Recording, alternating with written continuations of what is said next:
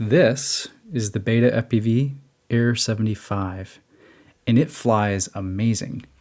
I mean, it's one of the best, if not the best, 75 millimeter whoops I've flown. But it looks like crap doing it. So let's get into the review. I'll put up some side-by-side video of the Air75 analog versus some HDZero stuff that I've got that I was flying in the same environments on the same days. And I'll just kind of leave that in the background as we talk. So BETAFPV reached out to me and asked me if I wanted to review the Air75, and actually I was in need of a good analog drone to do some testing on something that's coming out soon that I can't tell you about that I really want to tell you about. But it has analog built into it and it works great. So I said yes, I would like to look at it. And by the way, do you have any HDZero quads that I could review? I would really prefer to review an HDZero quad.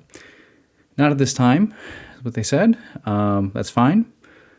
And I think what I'm going to do with this video is something like no one else has done for a Air75 review, and that is do a little experiment. So you might notice the screw that I have right here. That is not stock. That is 3.5 grams of extra weight that I've added onto here to simulate what would happen if I swapped out all of the guts of this to the 5-in-1 HDZero board, because it would be about 3.5 grams heavier.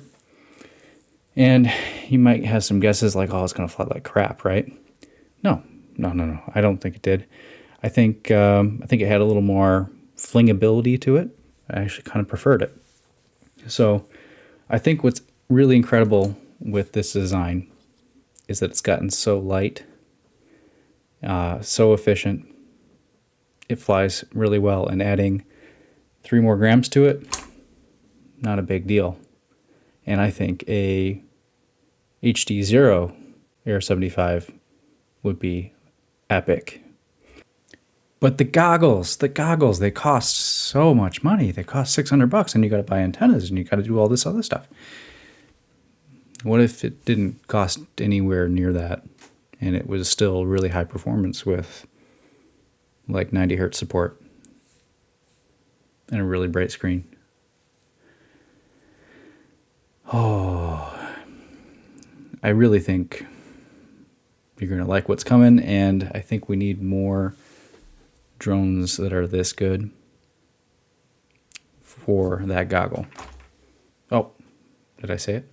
Just to be perfectly clear, all of the video that I recorded except for one DVR flight had this extra weight attached to it. So normally the antenna would be in the right spot. Also, I have flown these spots with a rapid fire and a SkyZone 04X doing recording, and there's not a lot of difference in the quality, so don't worry about that. Analog is analog, and 1S analog is particularly challenged, and 1S HDZero is way better at video quality than 1S analog is.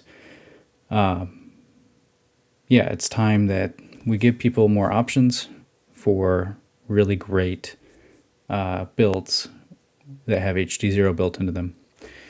And this would be great. So let's get into the price. I think the price on this is really good. I think it's $95. And that's what you get out of analog. You get very low cost, low barrier to entry. And that's really important. It's just, there's people like me, and you might be like me.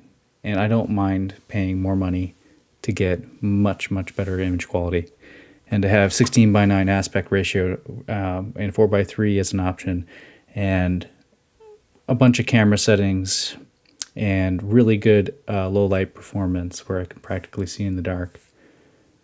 That's what we deserve. We need an option.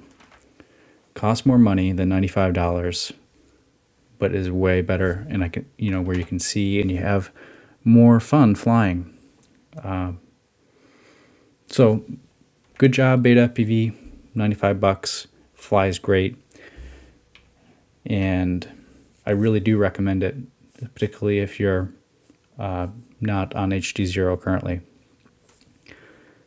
But I think it's time. It's time that we start having an option for paying more money and getting a zero latency HD system with all of the color, high fidelity stuff that comes with it. It's not just about resolution. Just look at these side-by-side videos of the analog on this to the HDZero. The difference is huge, and it's not just resolution. So yeah, that's pretty much the end of it. It's good. I want better.